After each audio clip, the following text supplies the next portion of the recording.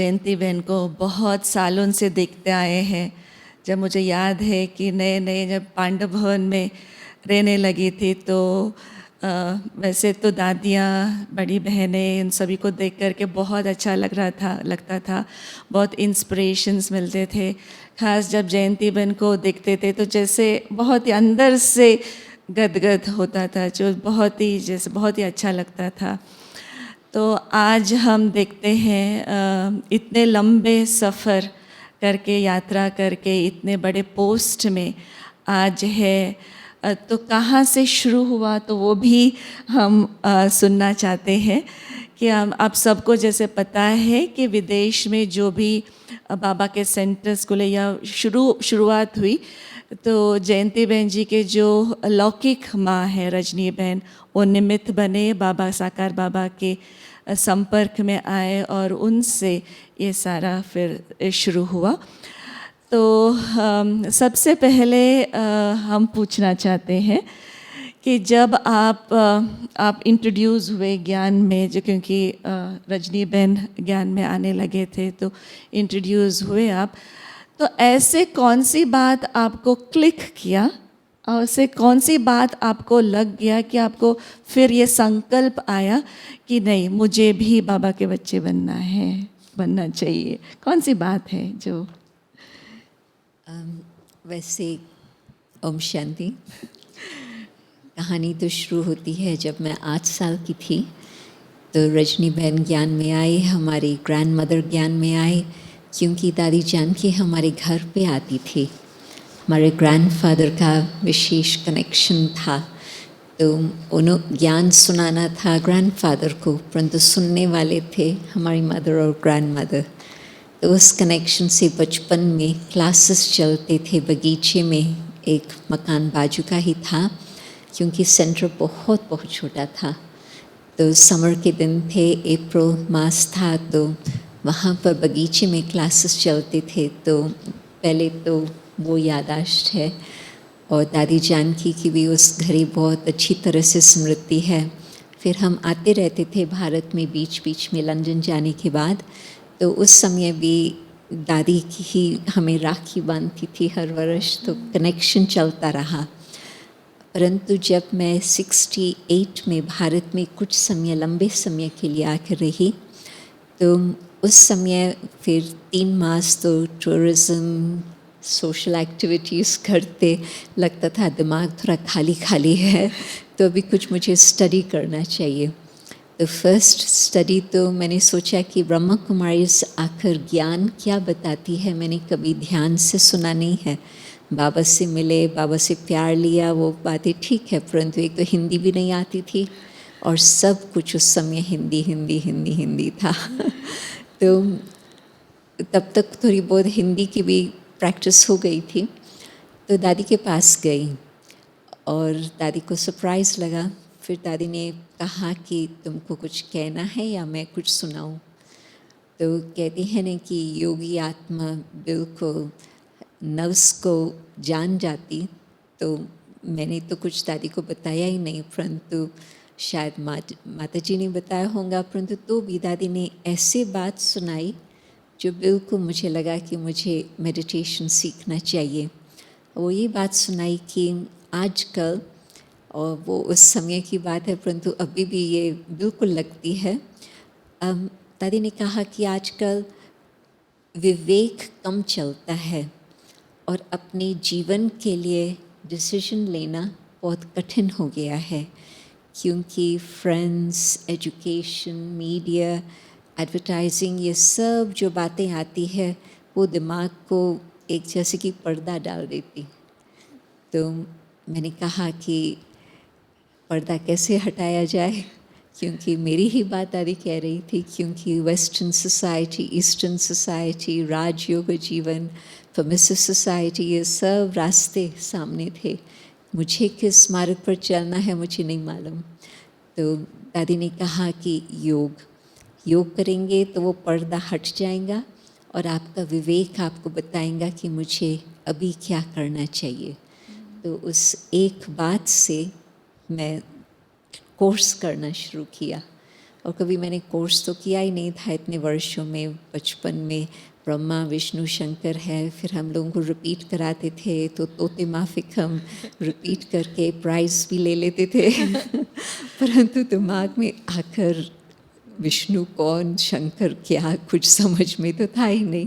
ब्रह्मा कौन, उसको तो देखा था, तो वो कौन है शक्ल से तो जानते थे, परंतु अभी फर्स्ट टाइम मुझे आत्मा, परमात्मा, आद बहुत ही इंटरेस्टिंग फिर तो लगा, तो बस चल पड़े। कोर्स लिया, ज्ञान में चल पड़े, लेकिन कब निश्चय कब हुआ कि हाँ भगवान ही है, कि ठीक है ब्रह्मा बाबा मिल रहे थे, मधुबन आए, लेकिन भगवान है ये? मैं समझती सेकंड डे जब मैं कोर्स, क्योंकि सब बातों की वैसे तो एक जंबल के रीति से वो ध्यान में था, मुरली भी सुनते थे, परंतु जिस घड़ी सेकंड डे पर परमात्मा का परिचय मिला, फर्स्ट डे आत्मा, वो भी बहुत अच्छा अनुभव रहा, सेकंड डे परमात्मा का परिचय मिला और उस समय योग का बहुत सुंदर अनुभव हुआ। तो सेकंड डे से यह निश्चय होने लगा कि हाँ यही बात है, यही सत्य बात है। फिर तो मेरे कुछ क्वेश्चंस नहीं थे, तो कोर्स तो बहुत जल्दी, इनफैक्ट तीसरे दिन दादी ने मुझे कहा कि मुरलियाँ तो तुम मधुबन में सुनती थी, तो क्यों न तुम सवेरे आओ मुरली सुनने और फिर शाम को कोर्स करने आओ। तो सुबह शाम जाना शुरू हो गया था। तो सेकंड डे मैं समझती, फिर धीरे धीरे वो बढ़ता गया। आजकल कहीं देखते हैं कि ज्ञान में चलते हैं, कोर्स लेते बचपन से ही, माँ बाप के कारण से ज्ञान में चलते हैं, लेकिन फिर वो हिम्मत नहीं होता है कि समर्पित होना है। आपका लाइफ भी जब देखते हैं कि माना लंदन में रहने वाले पहली कन्या मुझे लगता है कि जो समर्पित हुए यज्ञ में, जो विदेश में रहने वाले, इतना चकाचौंध की दुनिया, वहाँ भले इंडिया की बात अलग, लेकिन लंदन में रहते हुए लेकिन ये डिसीजन लेना कि मुझे समर्पित होना है, वो हिम्मत कहाँ से आया आपको? जब ज्ञान में सुनती रही तो कई प्रकार के विचार बदलते रहे वो 7 दिन के अंदर ही। तो जो फ्रेंड सर्कल था तो उससे लगता था ये तो बोरिंग है, ये तो अभी मुझे उनके साथ ज़्यादा समय बिताना वेस्ट ऑफ टाइम होने लगा। फिर दादी ने कहा कि 6 सप्ताह के अंदर कि महाबलेश्वर में प्रदर्शनी है और वहाँ पर आप क्यों नहीं, आप और रजनी बहन जाओ। तो हम लोगों को बड़े बड़े जो वो तेल के डब्बे नहीं होते हैं एल्युमिनियम के, तो वो टोलियाँ भर करके हम लोगों को दी, क्योंकि 40 लोग थे और दादी को मालूम था कि दादी प्रकाशमणि है वहाँ और भोजन बनाने के लिए तो कोई इतना समय भी नहीं है। तो खूब सारी टोलियाँ दे करके दादी ने हम लोगों को महाबलेश्वर भेजा। तो जिस घड़ी मैंने महाबलेश्वर में, और उस समय रमेश भाई थे, तो बड़ी दादी ने रमेश भाई को कहा इसको तुम इंग्लिश में ज्ञान सुनाओ, क्योंकि तब तक भी फिर हिंदी ही चालू था। तो रमेश भाई ने मुझे प्रदर्शनी इंग्लिश में समझाई। फिर तुरंत ही मुझे कहा, क्योंकि बहुत अच्छे लोग आ रहे थे और कोई इंग्लिश भी हिंदी भी नहीं समझने वाले थे, मुझे कहा कि तुम इन्हों को समझाओ। तो मैंने कहा आपने तो 45 मिनट्स में मुझे समझाया, मैं तो एक एक चित्र पर 2-2 मिनट ही बताएंगी। तो उसने कहा कोई बात नहीं, तुम 2-2 मिनट ही बताओ इतना लंबा ज्ञान तो ध्यान में ही नहीं था जो उनको सुनाऊं। परंतु मैं देखती थी कि जो आते हैं, चाहे और भी उनको सुनाते हैं, चेहरा एक होता है और निकलते समय उनका चेहरा बदला हुआ होता। तो मुझे पता चला कि सेवा क्या होती है।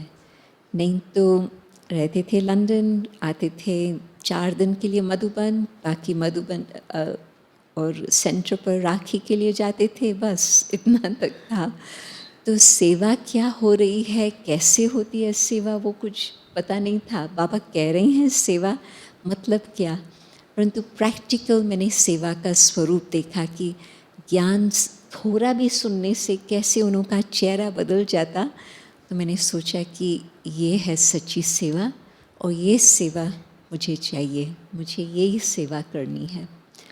और जब हम 14 साल की थी, 1564 में हम लोग फर्स्ट टाइम आए थे 6 वर्ष के बाद भारत में।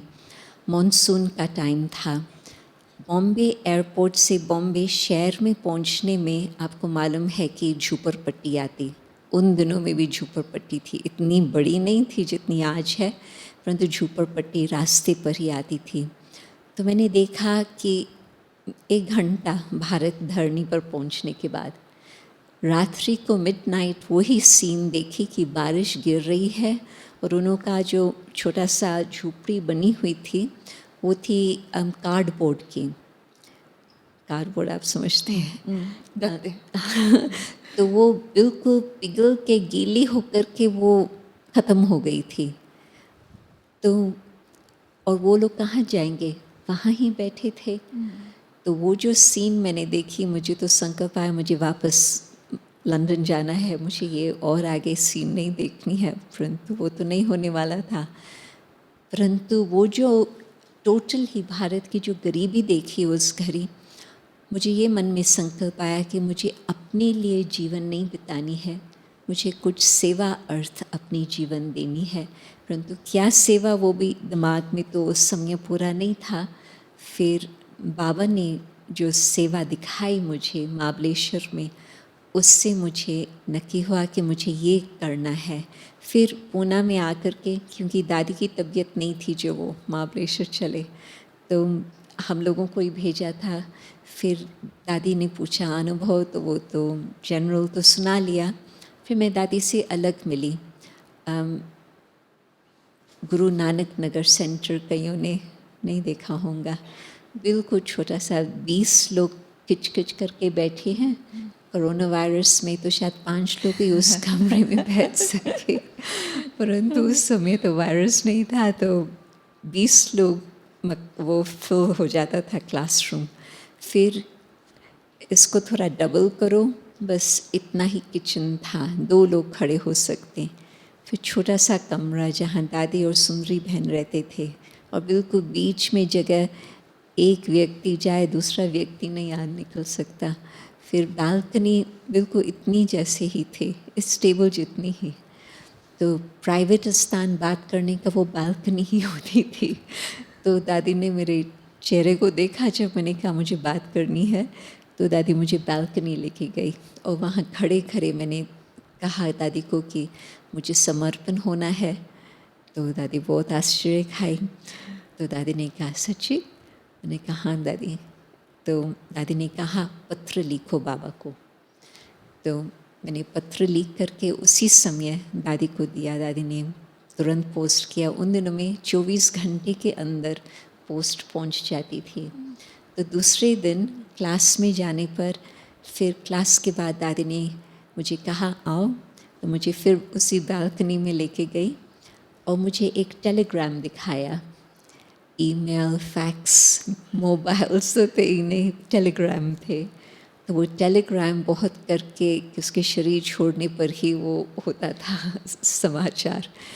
तो ये मैंने बहुत आई वाज सरप्राइज। तो मैंने खोल के देखा तो उसमें इंग्लिश में ही था, परंतु भाव ये था कि जनक बेटी आ रही है, ये बातें पत्र में नहीं बताई जाती है, तुम रूबरू जनक बेटी के साथ आओ और आकर के बाबा से बातचीत करो। तुरंत नेक्स्ट डे टेलीग्राम। बाबा पत्र के लिए भी नहीं रुके कि 24 आवर्स लगेगा, पत्र भेजा, टेलीग्राम भेजा। जब समर्पित होते या लाइफ जब चेंज होता है या स्थान चेंज होता है, लोग साथी भी चेंज होते हैं, तो चैलेंजेस भी बहुत आता है। तो आपका तो फिर लंदन का लाइफ था, लेकिन यहाँ इंडिया में, वो भी पूना में, इतने छोटे से घर में रहते हुए दादी के साथ रहे, तो ऑब्वियसली बहुत सारे चैलेंजेस भी आए होंगे। तो मैं एक्चुअली इसको 3 कैटेगरी में देखना चाहूँगी कि एक है आपका चाइल्डहुड डेज़, जो ज्ञान के चाइल्डहुड डेज़, जो इनिशियली आप पूना में रहे और फिर जो हुआ। तो वो एक स्टेज, फिर बाद में जब लंदन जा कर के फिर ये सारे सेवाएं जो विस्तार हुआ, वो सेकंड स्टेज। और थर्ड स्टेज जो अभी पहुंचे हैं आप, जो यूके और यूरोप के जो डायरेक्टर हैं आप, जो सेंटर्स के, तो अलग अलग स्टेज में अलग अलग चैलेंजेस तो ज़रूर हैं।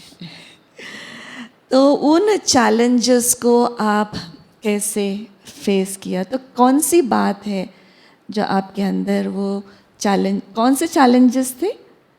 और ये लंबा क्वेश्चन है बट ओके। जब बाबा के साथ बाबा को बताया मधुबन में, तो बाबा ने तुरंत कहा, बाबा पहले से ही जानते थे। फिर मुझे याद आया कि 3 वर्ष पहले 1966 में, 2 वर्ष 3 वर्ष, जब हम फर्स्ट टाइम मधुबन आए थे, तो उस समय बाबा ने मुरली में कहा था कि ये स्पिरिचुअल टीचर बनेंगी। तब तक मैं इस बात को भूल गई थी, और मैंने जिस समय सुना तो पूरा समझा भी नहीं। रूहानी शब्द क्या है, मुझे आम तौर से भाषा में ये नहीं बात आती है शब्द, तो रूहानी जिस्मानी इसका फ़र्क भी मुझे नहीं पता होता था।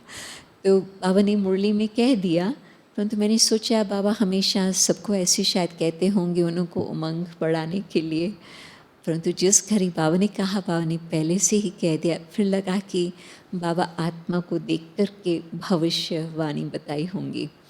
तो वो इस तरह से बाबा ने तो तुरंत फिर स्वीकार किया, और फिर बाबा कई बार मिलते रहे, बहुत अच्छी अच्छी बातें होती रही।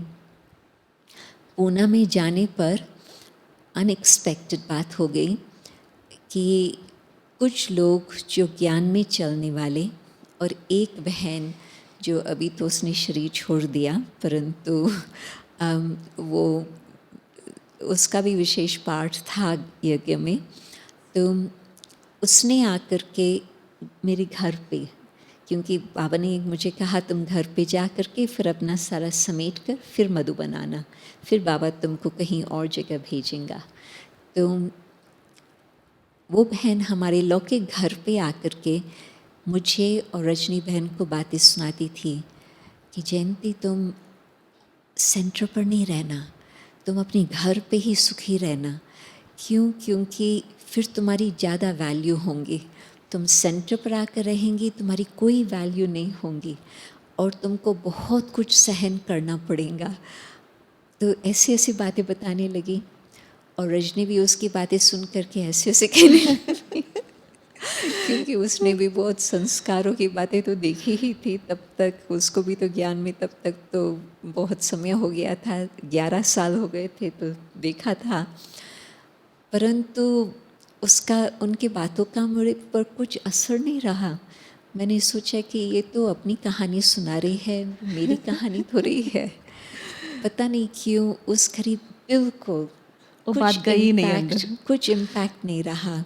फिर रजनी बहन मुझे ठोक ठोक करके देखने, कहते हैं ना कि कुछ भी सौदा करना होता है, एक मटका भी लेना होता है, उसको ठोक ठोक करके लेना होता है।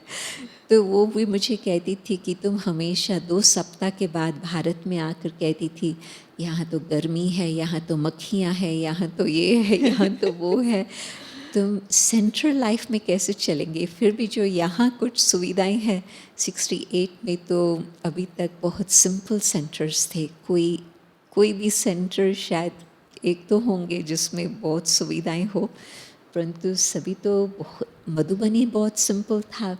नलके का पानी, गर्म पानी, एक जहाँ टोली का कमरा है ना, वहाँ सामने जहाँ बर्तन धुलाई होते हैं आज तक भी, वहाँ एक गर्म पानी का नलका था, बाकी अपने कमरों में ठंडा पानी था।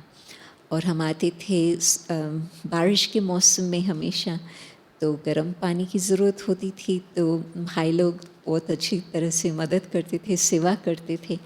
प्लास्टिक की बाल्टियाँ भी मधुबन में नहीं थी, कांच की जो बाल्टियाँ होती है ना, मेटल की, खाली बाल्टी उठा वही भारी है, लोहे की पानी उसमें हो, गर्म पानी, और आप उसको उठाओ उसमें तो जान जाती थी, बॉडी बिल्डिंग तो भाई लोग हमको मदद करते थे, परंतु कहने का मतलब और कोई डिटर्जेंट भी नहीं था। जो राख होती थी उस राख से हम अपने बर्तन धुलाई करते थे, तो वो सारा राख नाखून में आ जाता था। तो ये छोटी छोटी बातें को उस समय तो जब ज्ञान दिमाग में नहीं है तो वो बड़ी बातें लगती है, तो वो मुझे याद कराने लगी कि ऐसी ऐसी बातें होती है। तो परंतु मुझे जो उस समय निश्चय नशा जो मस्ती चढ़ी हुई थी ज्ञान की, मैंने कहा सो वॉट, कुछ बात नहीं है। फिर मुझे कहे कि तुम माँ बाप के साथ भी तुम डिबेट करती हो हर बात का कि ऐसे क्यों नहीं, तुम दादियों के साथ क्या बैठ के डिबेट करेंगी। तो बाबा उस समय दिमाग को कुछ न कुछ टच करता था जो मैं उसको जवाब दे देती थी, तो वो शांत हो जाती थी।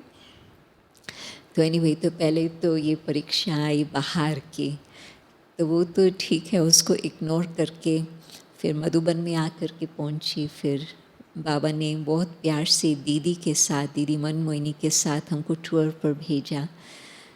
तो फिर सेकंड परीक्षा आई जो रजनी बहन तो फिर 2-4 दिन रह करके फिर तो वो वापस चले गई लंदन।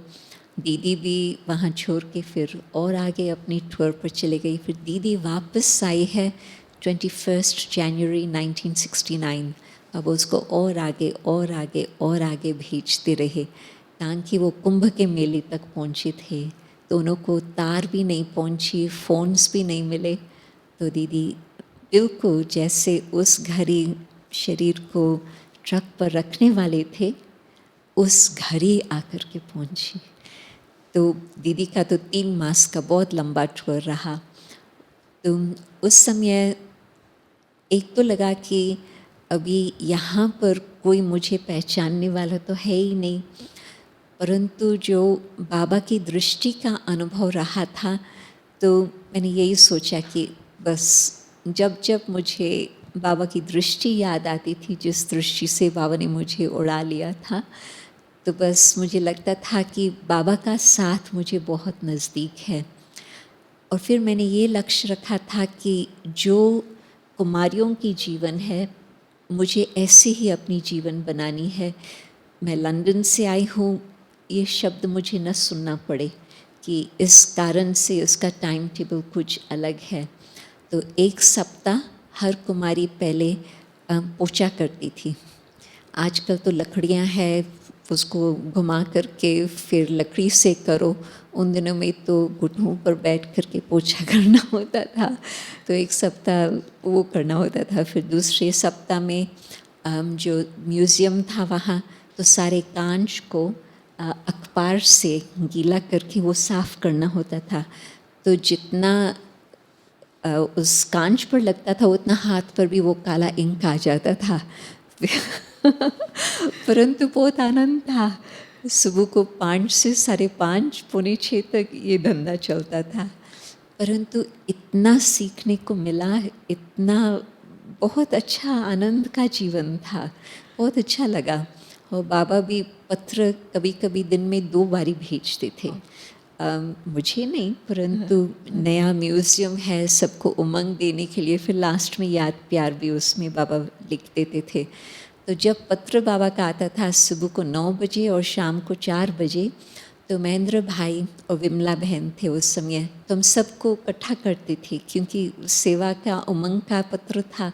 सवेरे भी हमको इकट्ठा करके बाबा का पत्र सुनाते थे और दोपहर को भी शाम को इकट्ठा करके पत्र सुनाते थे। 4 बजे ही टाइम होता था क्योंकि फिर 5 बजे म्यूज़ियम खुलता था। तो वो जो पत्र बाबा के होते थे, बाबा को हर बात ध्यान पर होती थी। इनविटेशन कार्ड कैसे हो, इनविटेशन किसको देनी चाहिए, बहुत डिटेल में। और उस समय जयपुर का म्यूज़ियम और दिल्ली में साउथ एक्सटेंशन का म्यूज़ियम जहाँ मोइनी बहन थी, और ये 3rd म्यूज़ियम था आगरे का म्यूज़ियम। तो और स्थानों पर भी बाबा ऐसे पत्र भेजते होंगे, परंतु यहाँ बाबा का इतना उमंग का पत्र आता था जो लगता था अभी जो बाबा ने कहा है अभी करना चाहिए। तो बहुत ही अच्छा लगता था। फिर दिसंबर मास में ग्रुप आ रहा था, बड़ा ग्रुप आगरा से। तो विमला बहन और महेंद्र भाई दोनों आने वाले थे, तो भी हमको कहा तुम साथ चलो। तो हम दिसंबर मास में फिर आबू आकर पहुँचे। तो बाबा को तो बहुत अच्छा लगा कि मैं सफ़ेद साड़ी फर्स्ट टाइम बाबा देख रहे थे। और उस समय फिर बाबा ने कहा कि तुम ज्योति को जाकर के अपना अनुभव सुनाओ। वो थी बोर्डिंग स्कूल में, यहाँ सोफिया स्कूल। तो वहाँ पर जाकर के उनको सुनाया तो उसको भी बहुत उमंग आया कि मैं भी चलूँ, मैं भी देखूँ, कुछ अनुभव करूँ। तो फिर बाबा ने हम दोनों को भेजा। तो प्रैक्टिकल जो बातें थी ना, वो पहले थोड़ा कठिन लगती थी। मानो नायलॉन साड़ी नहीं पहन सकते थे, क्योंकि यूपी आगरा, एक तो हिंदी भाषा, इंग्लिश में बोलो वो दिखाएंगे, जानते भी हैं इंग्लिश, परंतु दिखाएंगे हमको इंग्लिश नहीं आती है, आप लोग हिंदी में बोलेंगे तो हम सुनने के लिए तैयार है। तो फास्ट हिंदी सीखनी पड़ी। तो वो परीक्षा आई। फिर नेक्स्ट एक व्यक्ति आया, मैं उसको प्रदर्शनी दिखा रही थी। ये अक्टूबर में वहाँ पहुँची, फिर जल्दी 2 सप्ताह के बाद ही ये बात हुई। तो वो व्यक्ति जब चित्र आता है सिंप्लिसिटी लाइफ का, जीवन में योग का, तो वो मुझे कहता है, मैं नायलॉन साड़ी पहनी हुई थी क्योंकि वॉशिंग में वो इजी होती, तो मुझे साड़ी देख कर के कहता है, आप लोग कहते हो सिंप्लिसिटी योगी लाइफ, तो आपने ये कपड़े विदेशी क्यों पहने हुए हैं। मुझे तो इतना लजाई, इतना लजाई, जो मैंने फिर विमला बहन को कहा कि अभी मुझे ये नहीं चाहिए, मुझे अभी कॉटन पहननी होंगी। तो वो तो कहती थी वो तो एक ऐसा व्यक्ति था ना, क्या हर्जा है, क्योंकि उसको मालूम था कि ठंडे पानी में 6 गज़ कॉटन, भाइयों को ये अनुभव नहीं होगा, कभी आप अनुभव करना।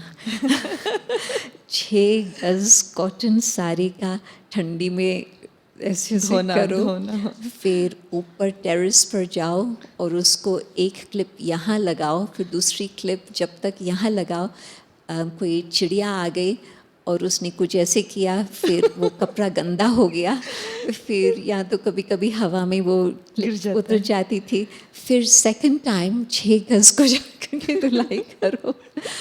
परंतु ये बातें मुश्किल नहीं लगती थी, इट्स ओके। बाबा का प्यार, बाबा का अनुभव बहुत ही सुंदर था। फिर परीक्षा आई कि बाबा अव्यक्त हुए, परंतु जो 21 जनवरी बाबा की मुरली चली और उस समय भी फिर मधुबन आने का मौका मिला। तो बाबा यहाँ बैठे हैं हिस्ट्री हॉल में, सामने दादियाँ बैठी है, फिर बिल्कुल नेक्स्ट लाइन में ज़्यादा कुमारियाँ, छोटी कुमारियाँ नहीं थी, टीचर्स भी थे, बहुत सारे 700 लोग थे, परंतु नेक्स्ट लाइन में बिल्कुल दादियों के बाद छोटी कुमारियों को बिठाया गया। तो उसमें 10 से ज़्यादा, शायद 8-10 ही होंगे, तो हम लोगों की लाइन थी।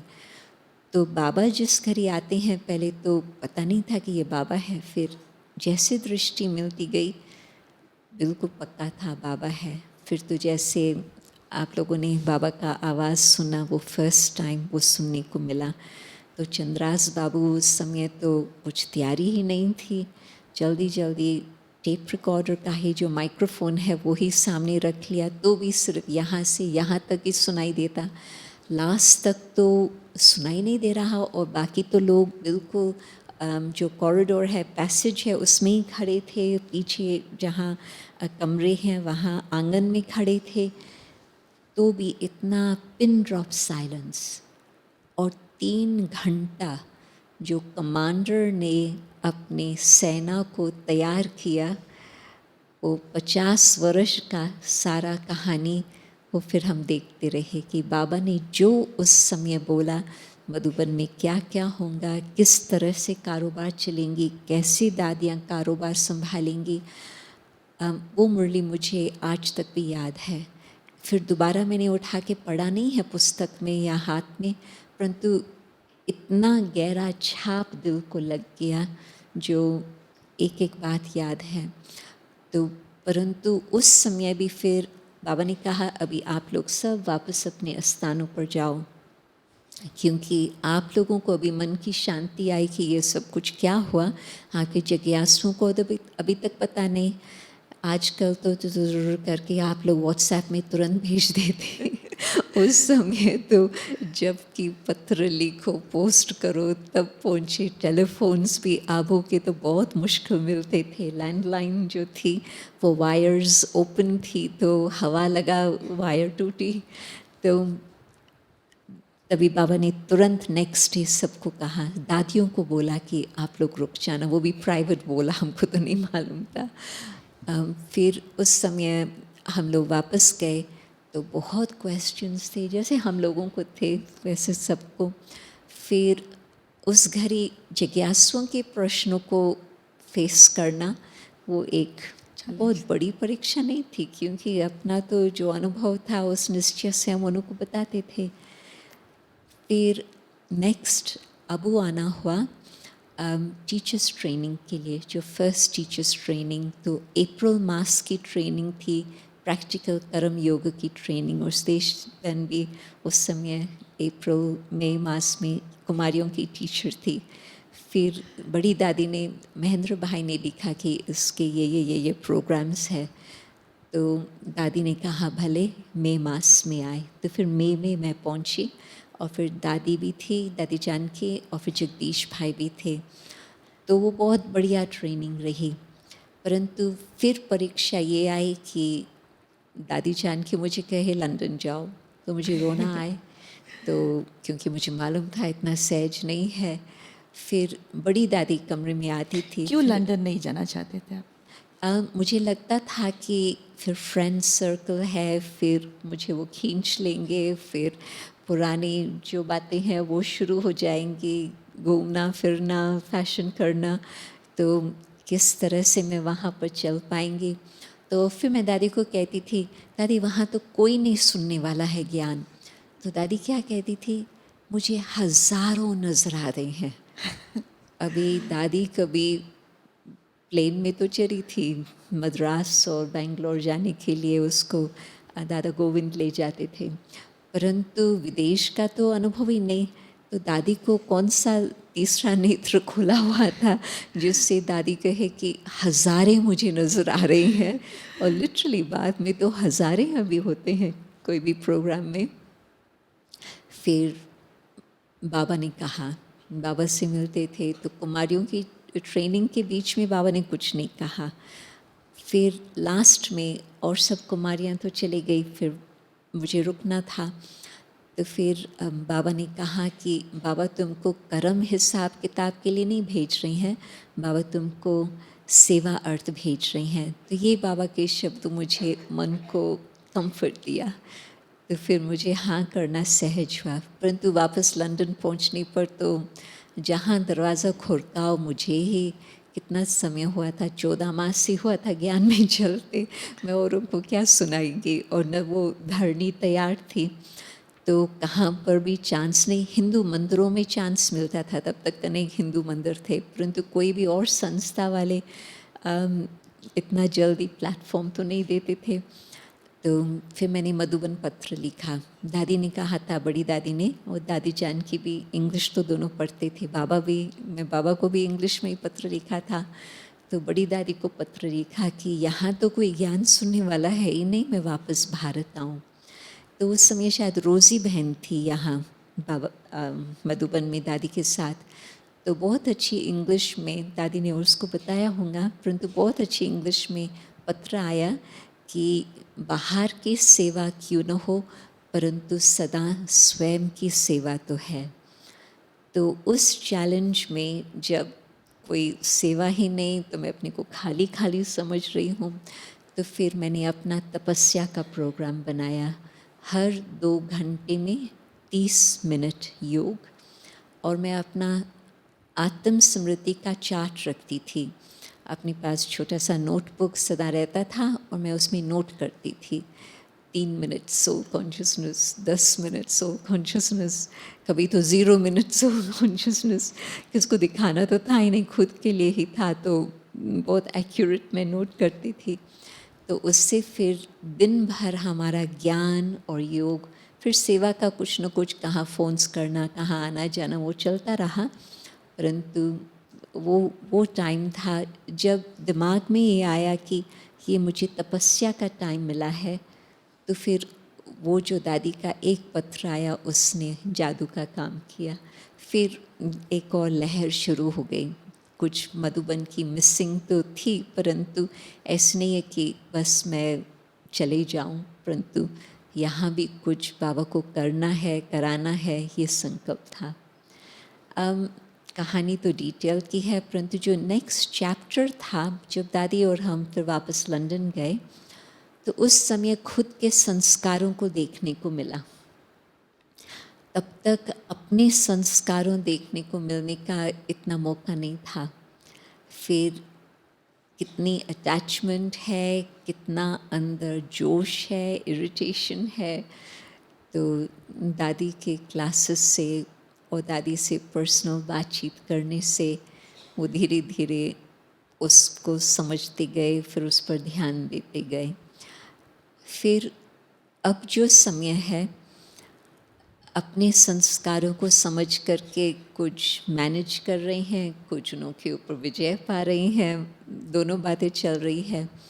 परंतु आजकल मैं देखती हूँ कि औरों के संस्कारों का जो आपस में टकराव होता, हम उन्हों को क्या सहयोग देवें, उन्हों को किस रीति से, जैसे दादियों ने हम लोगों के ऊपर मेहनत करके हम लोगों को यूनिटी में बना करके रखा। कभी भी मैं समझती इस देश बहन और हमारा तू मैं का कुछ टक्कर नहीं हुआ। इतने वर्ष हम इकट्ठे रहे और अभी भी सेवा साथी है, परंतु कोई ऐसे कॉन्फ्लिक्ट नहीं हुआ। दादियों की पालना मिल रही थी। तो आज हम देखते हैं कि जो हमसे और नेक्स्ट है लाइन में, तो उन्हों का जब कुछ टक्कर चलता तो मैं सोचती हूँ कि हमें और योग लगाना होगा ताकि उन्हों का टक्कर न चले। जैसे दादियों ने हम लोगों के ऊपर मेहनत की, न सिर्फ समझाने की, परंतु वातावरण को इतना पक्का मजबूत बना करके रखने की ताकि कुछ टक्कर न हो। तो अभी हमें और योग करना होगा ताकि उन्हों के संस्कारों में भी कुछ शीतलता आए। अभी वो देख रहे हैं। वैसे तो प्रश्न बहुत है, लेकिन हमारे पास 8:15 तक ही है टाइम, तो इसीलिए जो इम्पोर्टेंट मुझे लग रहा है तो वो मैं पूछना चाहूँगी। वैसे बाप दादा के साथ कोई हज़ारों बार आपने बाबा से मिले होंगे, अभी तो लास्ट तक भी आप मिले हैं बाबा से, लेकिन ऐसे कोई एक अनुभव जो अभी तक याद है आपको, वो दिन जो आपको इतना टच कर दिया, या कुछ ऐसा कुछ अनुभव जो बाबा से आपको अनुभव हुआ, कुछ ऐसे शेयर कर सकते हैं? 84 में जब बड़ी दादी का अमेरिका का टूर था, पहले दादी लंदन आई थी, फिर 84 में अमेरिका का बहुत लंबा टूर था। उसमें मोइनी बहन दादी के सदा साथ होती थी, तो मैं ट्रांसलेशन के लिए दादी के साथ गई थी। तो मेरा दादी से बातचीत चलती थी एरोप्लेन में ही, क्योंकि जिस स्थान पर पहुँचो वहाँ तो सेवा ही सेवा। फिर एरोप्लेन में दादी मेरे से पूछती थी कि जयंती कुछ कहना है।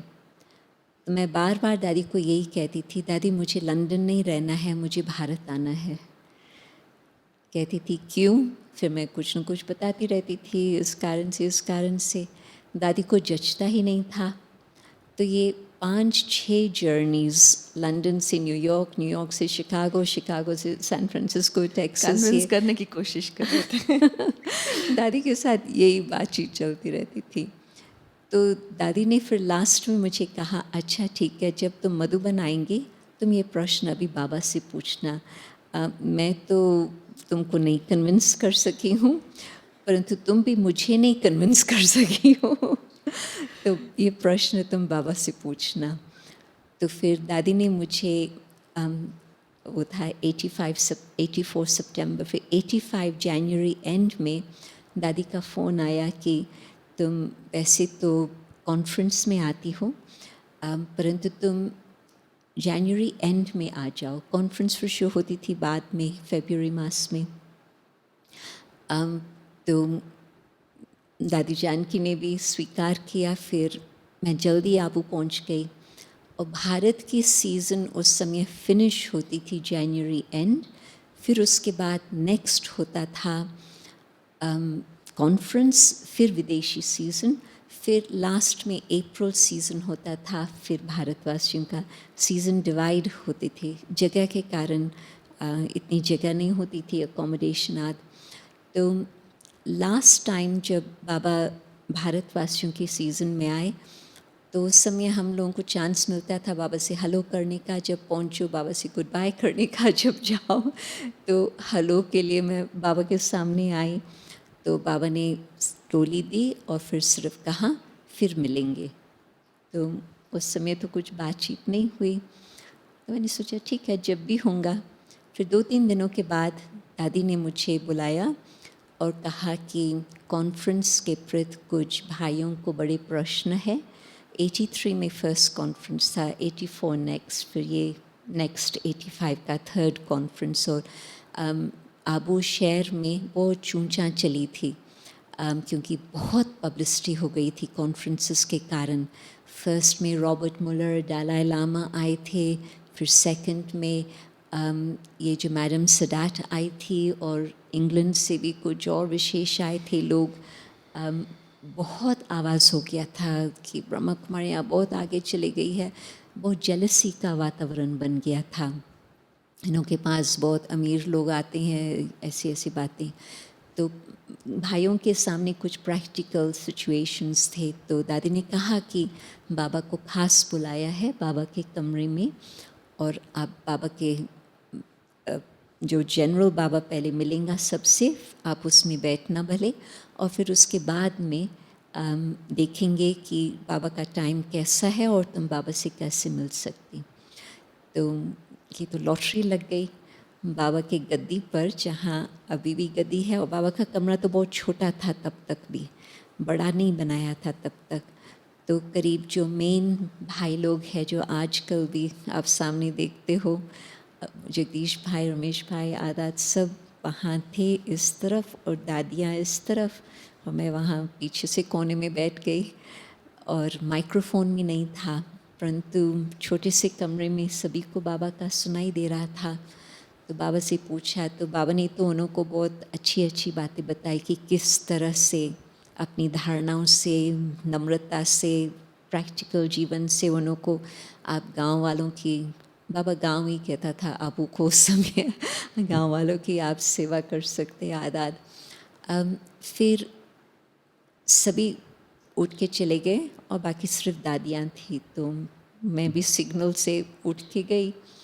फिर हम लोग बाहर ही बैठे थे, तो फिर धीरे धीरे जिसका टर्न था दादी उन्हों को बुलाती गई। फिर मेरा टर्न आकर के पहुंचा मिडनाइट। बाबा इतना टाइम एक एक से जो उन्हों की बातें थी वो पूछा।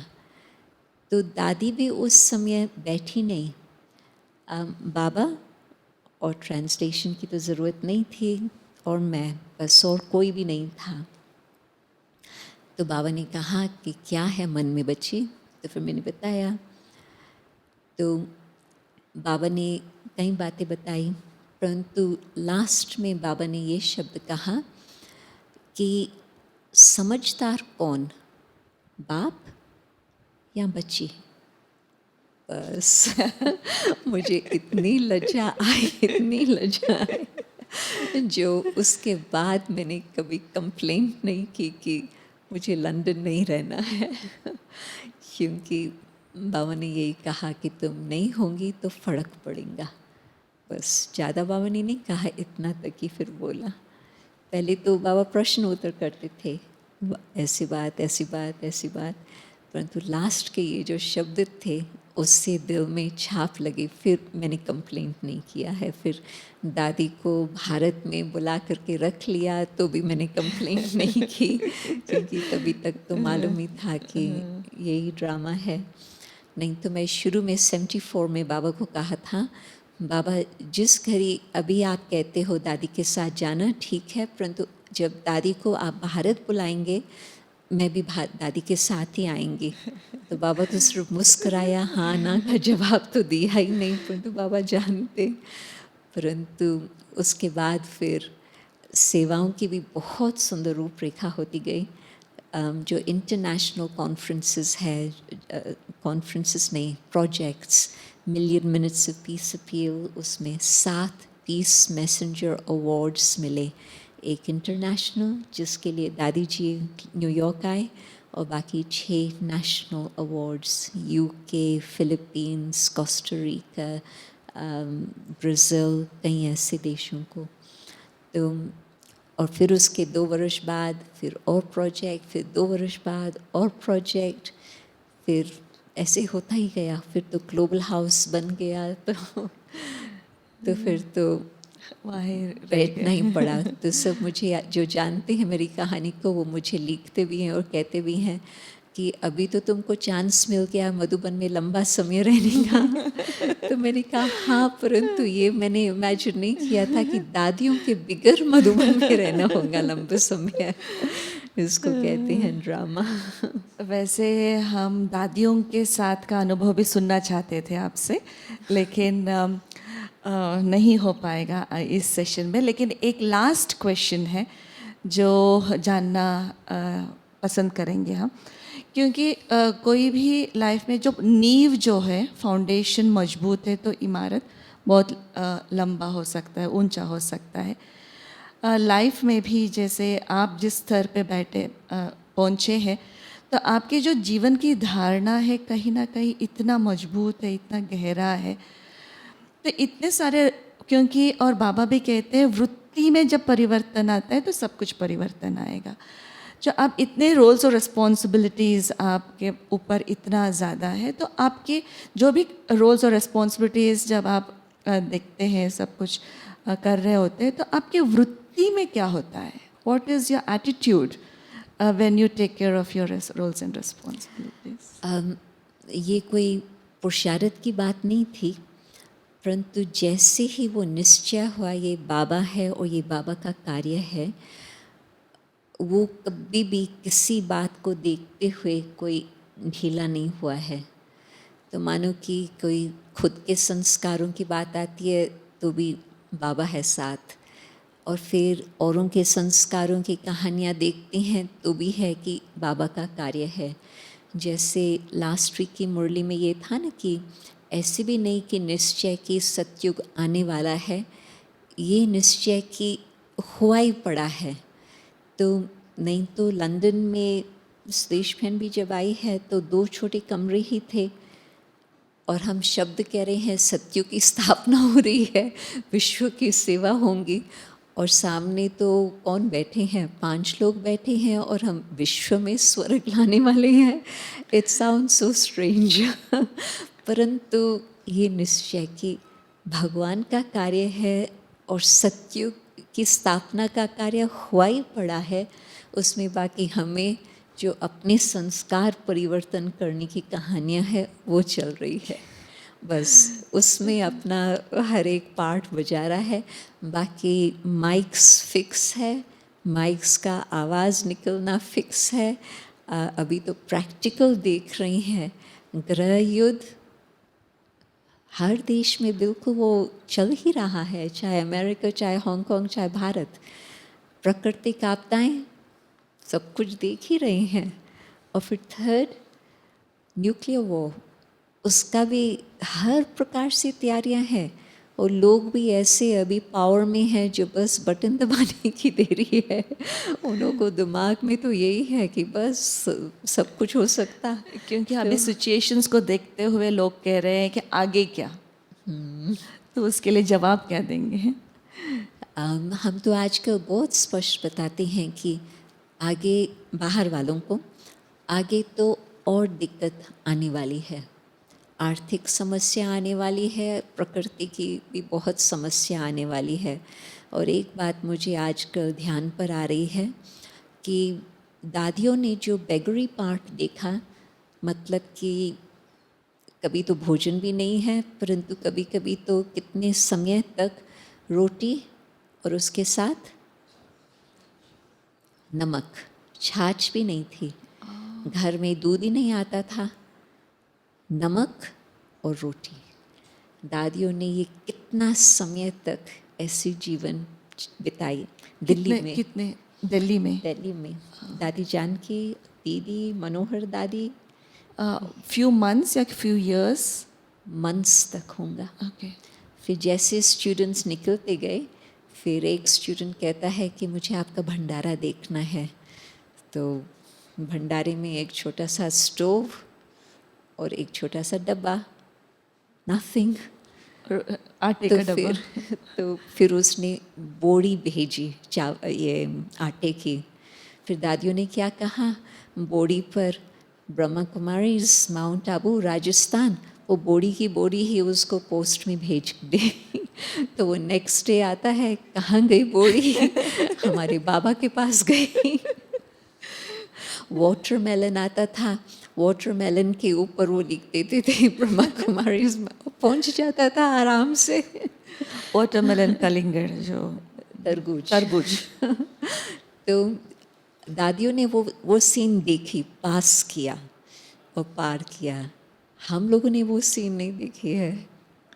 वो होगा। मुझे लगता है कि वो भी सीन आएंगे। रेडी रहो भाई। हाँ बिल्कुल बिल्कुल। जो अभी तक हम लोगों, खास करके बाबा के बच्चों को, घर वालों को तो कोई न कोई तकलीफ आती ही है, परंतु बाबा के बच्चों को, सेंटर वालों को, बाबा के घर, बेहद घर में सब कुछ है, परंतु वो सीन हम लोगों को अवश्य पास करनी होगी। जैसे कर्म भोग, हिसाब किताब शरीर का, जब जवान होते हैं सोचते हैं कि किसने देखा, फिर जैसे थोड़े बुजुर्ग होते जाते हैं तो वो सीन भी आती है सामने। तो परंतु विश्व के सामने तो आर्थिक समस्या अभी से ही शुरू हो गई है। यूके में सबसे बड़ा डेफिसिट और डिप्रेशन जिसको कहें, 20% बैक चला गया है। बस फरवरी से जून तक इतने समय में 20% डाउन। अनएम्प्लॉयमेंट, अमेरिका इतना पावरफुल देश, 11% पॉपुलेशन का अनएम्प्लॉयमेंट, तो बाकी और देशों का क्या हाल होगा? भारत का तो आप लोगों ने देखे होंगे फ़ोटोज़, या बीच में वो सारी वायरल सीन्स हो गई। जिस घड़ी जिन्हों को हर रोज़ की तनख्वाह मिलती, वो लेबरर्स जब वापस अपने घर, माइग्रेंट लेबरर्स वापस लौटे, उनके पाँव दिखाए कितने छाले पड़े हुए हैं, क्योंकि बसेस, ट्रेन्स कुछ नहीं। तो भारत की जो बातें हैं वो तो सामने आएंगी ही, परंतु विदेश में भी सहज नहीं होगा ये बातें देखना। तो हम लोग इंटरनल अपने को कहाँ तक सब बातों से डिटैच होकर के अपनी आंतरिक स्थिति मजबूत कर रहे हैं, जो उस घड़ी हम औरों को मदद कर सकें, ये अभी रिहर्सल चल रहा है। बिल्कुल ये लास्ट रिहर्सल है, घंटियाँ बज चुकी है। आपको लगता है इससे? मुझे तो लगता है ऐसे कोई इम्प्रूवमेंट नहीं आने वाली है। 2008 में जब इकोनॉमी का क्रैश हुआ, हर एक को उम्मीद थी कि इकोनॉमी फिर इम्प्रूव होंगी, और हो भी गई, परंतु अभी जिस तरह से विश्व का क्रैश हो रहा, कोई इम्प्रूवमेंट नज़र नहीं आ रही है। कहते हैं कि इंटरनेशनल ट्रैवल अच्छी तरह से शुरू होने में 1 वर्ष लगेगा। एयरलाइंस सब बैंकरप्ट, एयरलाइंस को गवर्नमेंट्स मदद दे रही है। एयरलाइंस सब, हर एक देश वालों की एयरलाइंस की मुश्किलात, उनकी कितनी कमाई होती थी, और अभी फिनिश। आप सबके लिए विशेष टोली है, बहुत नेचुरल ऑर्गेनिक टोली शांतिवन की, तो आप 5 मिनट बैठना टोली लेने के लिए।